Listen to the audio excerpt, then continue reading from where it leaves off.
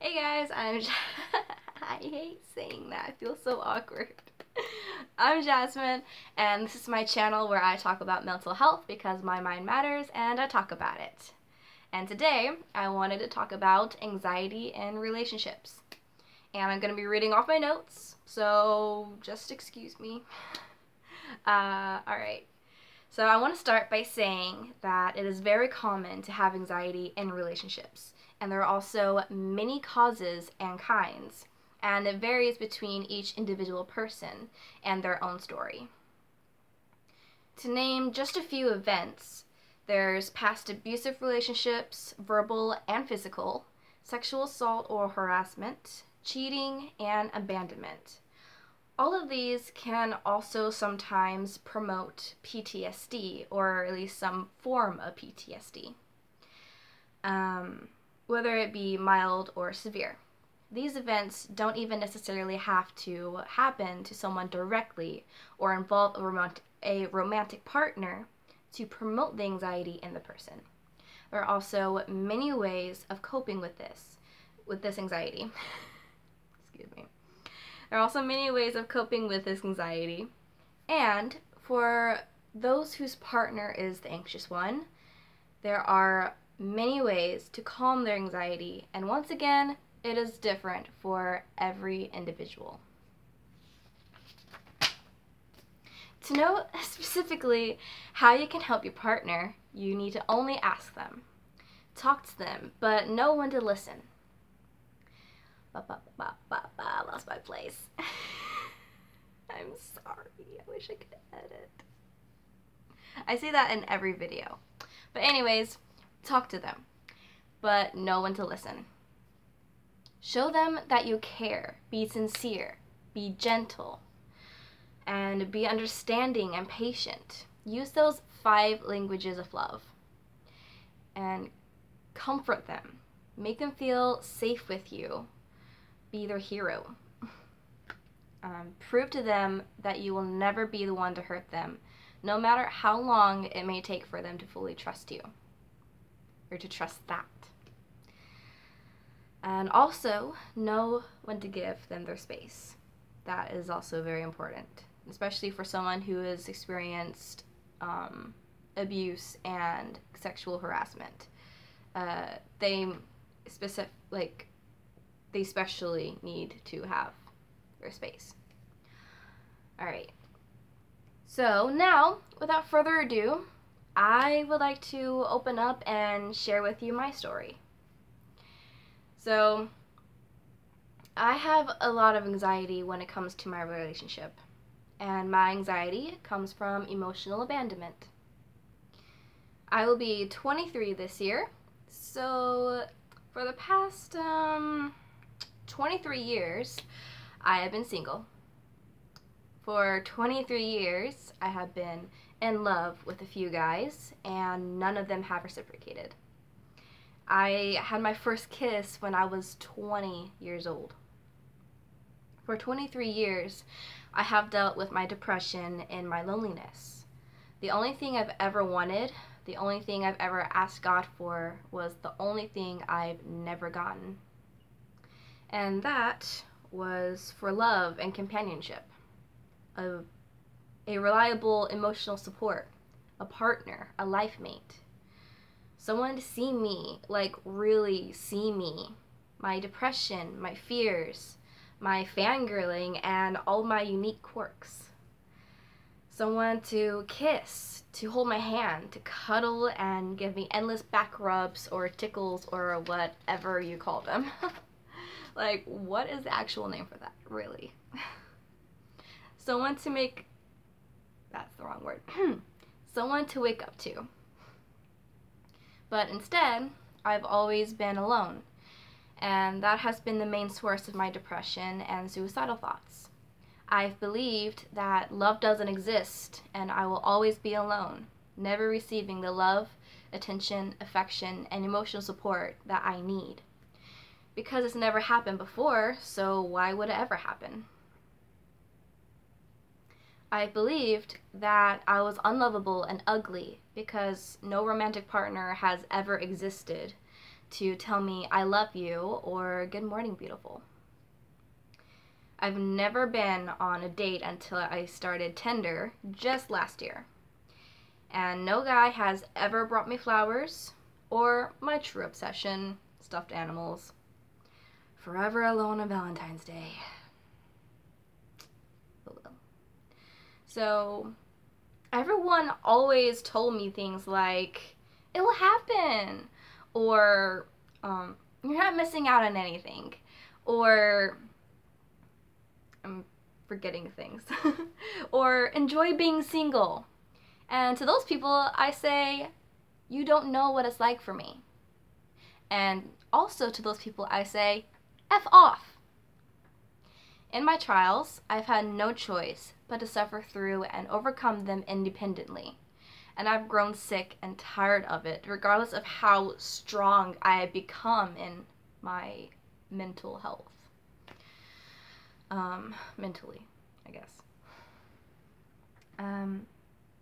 Then I met someone who makes me feel something no one else ever did before or after. And so, I fell in love with a man who gave me a hint of the attention I've been deprived of, and then ghosted me for months at a time. But I still loved him, and I still wanted him. But it got to the point where I had to tell myself that he never existed, every day, just to push the pain away and render myself numb. I was so angry at everything, and my depression was worse than it had ever been. And I have shared a little bit about what it's put me through in some of my past videos, specifically the one where I cried on camera. And so, in my relationship now, I'll go to bed having an anxiety attack, or I'll wake up and have an anxiety attack, simply because I hadn't heard from him in several days, because I'm terrified that he is going to disappear and choose someone else over me. I'm scared of losing him and experiencing that abandonment again, the anger, the pain, just the everything that I experienced. The wanting him when I can't have him and looking for his touch in other men.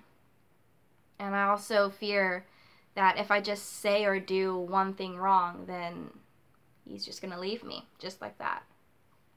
Like a snap. Like Thanos bleeped him. I just want him to stay. But it's going to be a while before I can trust him. All I need is for someone to stay. All I want is a partner. So moving forward with this anxiety, I'm trying to find ways of coping and easing my worried thoughts. First and foremost, I am continuing to pray, study the gospel, and practice my faith and put trust in the Lord, remembering the promises that He has made me. Second, I am keeping myself preoccupied, I feel like I say that funny, preoccupied and busy as best I can. And I find that works best for me is keeping myself in the company of other friends. And third, I am recognizing and accepting my fears and then redirecting my thoughts. Every day, I'll think about how my life looks just on that day. And I'll think regardless of if I hear from him today or not, and regardless of where I stand financially, and all the other things that make me depressed and anxious. And I tell myself that life is good. Just for today, like I read my book, I went for a walk, I made a TikTok, I saw a friend, whatever it is that day has brought me, life is good. And I have no idea if that made sense at all. So yeah. Good luck trying to figure that out, if that didn't make any sense. It is quite dark in my room, isn't it? I can't tell. So, anyways, yeah, what I hope you'd get from this is just inspiration to find coping mechanisms that work specifically for you. Experiment with it. Just experiment with it. Yeah. Also, that it is okay to have those fears and those thoughts. You have good reason to, that nobody else can understand. And finally, to keep moving forward and to take every opportunity to grow and become a person you'd be proud to be. Someone who you were meant to be. Because these trials and hardships are meant to shape us into the person God needs us to be. The world needs you. And to add to that, while you're looking for the right person for you, focus on becoming the right person for them. And I would also like to share with you this article that I found back in 2017 by Kirsten Corley, and it's entitled, "My Anxiety Makes Me Think Everyone is Going to Leave Me."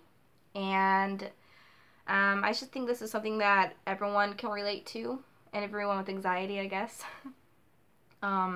Like, this article is just like 99% me. So yeah, I'm just gonna read off of it. So, my anxiety makes me think everyone is going to leave me. Your best friend, your boyfriend, your family, if they had a choice. Because this thing you didn't choose is trying to convince you that all of who you are, I don't understand what that's trying to say. That all of who you are is defined by one word: anxiety. Okay, I got you. Just gotta keep reading. It all makes sense in the end, like life, hopefully. Alright. It's one wrong text message, one tone you didn't even mean to speak in. One conversation you wonder if you told too much. It's a text unanswered that sends your mind wandering, and a call that goes right to voicemail. It's a second text to clarify, just hoping they will answer, even though you know you should have waited. It's looking at your best friend of a decade plus and doubting them. Not for anything they did, but for something you haven't even done yet. Self-doubt, questioning, analyzing, overthinking. It's waiting for people to leave. It's ruining something before it even begins. It's goodbye without the word that becomes an expectation. It's the nights that keep you up, tossing and turning. It's hearing from someone in a while. It's not hearing from someone in a while and thinking they are mad, even though realistically they have no reason to be. It's an apology you don't have to say, yet you feel you need to, just to ease your mind. People ask about enemies, and the only one you've ever known is yourself. Me. Trapped inside your mind that keeps you prisoner. Pushing people away who you want to stay. But you don't want to burden or bother them with a problem that's your own. It's the want and need to just hear words, "It's okay." That confidence boost that shifts everything. You feel guilty even asking, but you just want to hear that they won't go. Because when your mind plays tricks on you and tells you everyone you care about will leave you, you don't want to believe it. But part of you does. You didn't choose this, so why would anyone want to choose you? That's the voice you hear on repeat, and you don't want to come across as clingy, but you care. You care too much and think too little. You love too hard, but everything about you is soft. You try and overcompensate, just to give them a reason to stay. But what you don't believe is that they are choosing to be here because they want to be. Because you aren't as bad and intolerable and unlovable as you think you are. Anxiety is trying to trick you into believing that you are all these things. But if you look around for a moment, you'll realize the people who matter haven't gone anywhere. And that is what I would like to leave you with today. Follow me on TikTok, okay? I have a TikTok and I want everyone to follow me on TikTok because I am addicted to it. I swear I wasn't planning on actually making any videos, but now I'm addicted. So, and I probably watch my own videos like 5 times a day. I don't know. So follow me on TikTok. I think you can find me at Jazzy Corno. It's spelled Jazicorno. I will leave a link in the description below, so you can go ahead and just find me there. You don't have to stress about it. Just scroll down, find the link, click on it, and follow, and watch all my videos. Okay, cool. Stay real and have a super sparkly day, guys.